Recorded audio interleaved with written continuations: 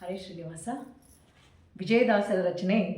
ಕೂಗಿದರೂ ಧ್ವನಿ ಕೇಳದೆ, ಶಿರ ಬಾಗಿದರೂ ದಯ ಬಾರದೆ. ಈ ಕೃತಿಯಲ್ಲಿ ದಾಸರು ಏನು ತಿಳಿಸ್ಕೊಟ್ಟಿದ್ದಾರೆ ನಮಗೆ ಅಂದರೆ, ಭಗವಂತ ಭಕ್ತ ವತ್ಸಲ, ನೀನು ಯಾರು ಕರೆದ್ರೂ ಎಂತಹ ಕಷ್ಟದಲ್ಲಿದ್ದಾಗೂ ಓಡಿ ಬಂದು ಸಲಹಿದಂಥವನು.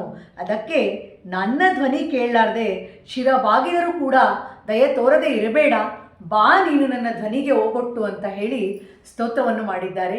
ಹಾಗೂ ಭಗವಂತನ ಮಹಿಮೆಗಳನ್ನು ಈ ಕೃತಿಯಲ್ಲಿ ಕೊಂಡಾಡಿದ್ದಾರೆ.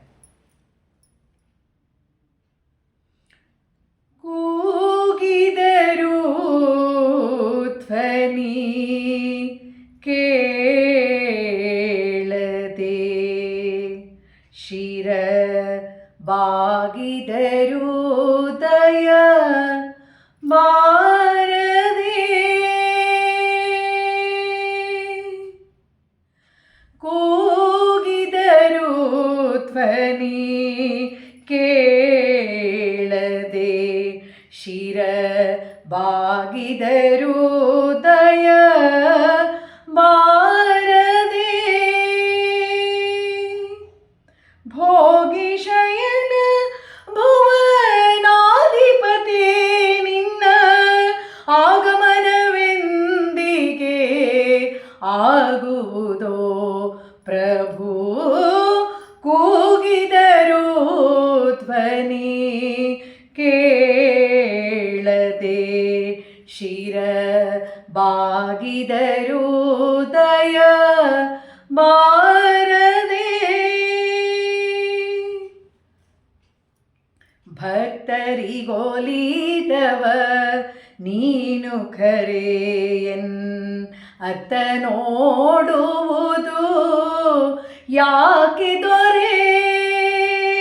ಭಕ್ತರಿಗೋಲಿದವ ನೀನು ಖರೆಯನ್ ಅತ್ತ ನೋಡುವುದು ಯಾಕೆ ದೊರೆ. ಚಿತ್ತವಧಾನ ಪರಾಕು ಮಹಾಪ್ರಭು, ಚಿತ್ತವಧಾನ ಪರಾಕು ಮಹಾಪ್ರಭು.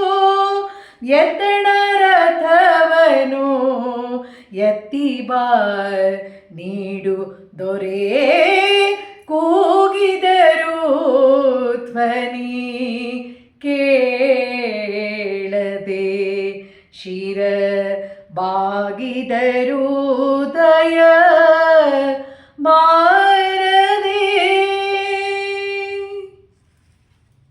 ಸಿಂಧು ಶಯನ ಶೇಷಾದ್ರಿವರ ಸಿರಿ ಮಂದಿರ ಭಕ್ತ ಕುಟುಂಬಧರ.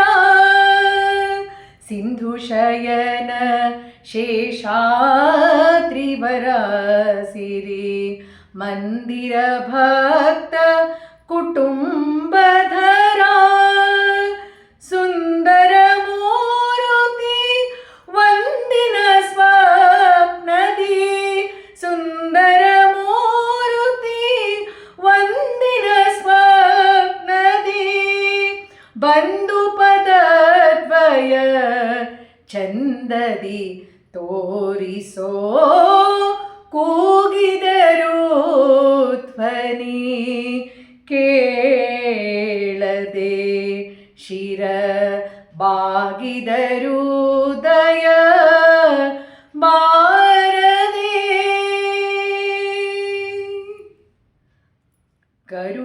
ಕರುಣಾಶರಥಿಯು ನೀನಲ್ಲವೇ ಕೃಷ್ಣ, ಶರಣಾಗತರಿಗೆ ದೊರೆಯಲ್ಲವೇ. ಕರುಣಾಶರಥಿಯು ನೀನಲ್ಲವೇ ಕೃಷ್ಣ, ಶರಣಾಗತರಿಗೆ ದೊರೆಯಲ್ಲವೇ. ಮೊರೆ ಹೋಗವರಿಗೆ ಮರೆಯಾಗುವರೆ, ಮೊರೆ ಹೋಗವರಿಗೆ ಮರೆಯಾಗುವರೆ.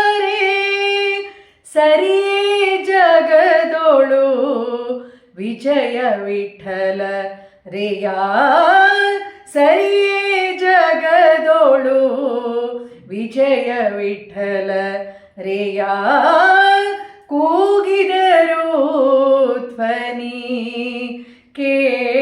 ಕೇಳದೆ ಶಿರ ಬಾಗಿದರು ದಯ ಬಾರದೆ ಭೋಗಿ ಶಯನ ಭುವ ಆಧಿಪತೆ ನಿನ್ನ